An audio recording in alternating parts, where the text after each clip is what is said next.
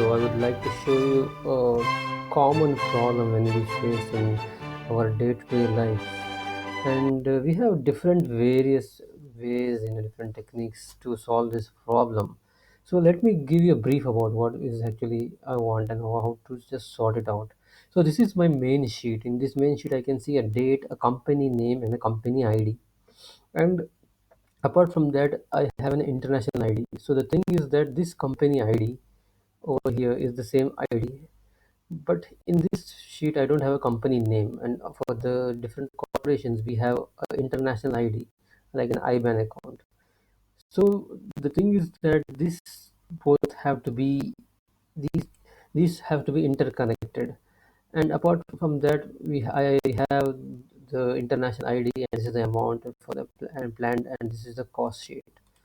So when I want to have a report, I have a company name, and I want to have the amount and planned and cost, planned amount planned and the cost expenses.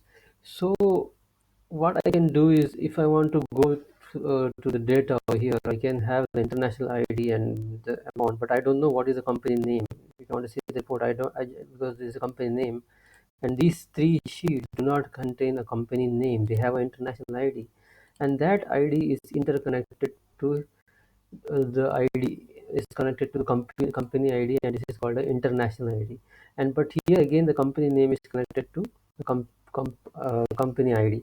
So the sheet over here has to be connected from here to here, and from this international company ID to international ID.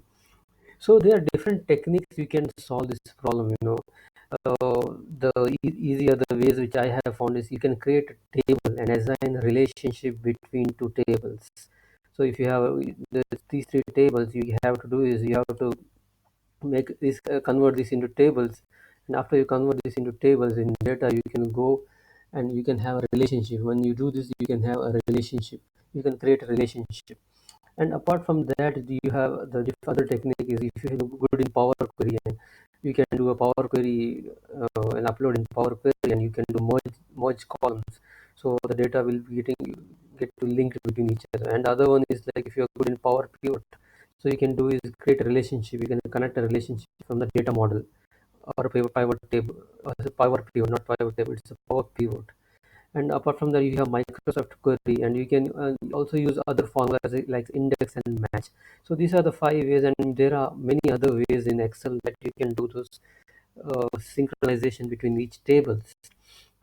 So if you are, I just want to give a statutory warning. If you are very good in formulas, and you're well versed with formulas and the syntax and arrays, and you know each and every area of the formulas and simple to complex formulas, and in that contrary, this is the fastest way which I can tell you.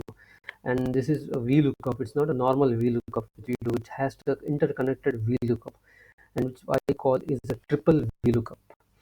So I have shown you the different various methods. So now I told you that this company ID and international ID is connected, but this company ID is having in one is connected with the company name. Suppose you have all this data in different workbooks or different folders or different in your network connection. So getting this massive data, it will be a time-consuming process. But still, if you are not very familiar with Power Queries and Power Pivots and relationship, when you're good in formulas, some people, they like to write formulas, and they are good in VBA and all sort of formulas. And I think I can show you a better way to solve this problem. So let me, before starting, I have given a brief. So now I have a limited time frame for my videos. So in the next video, I will show you exactly how to do this in a double or a triple VLOOKUP.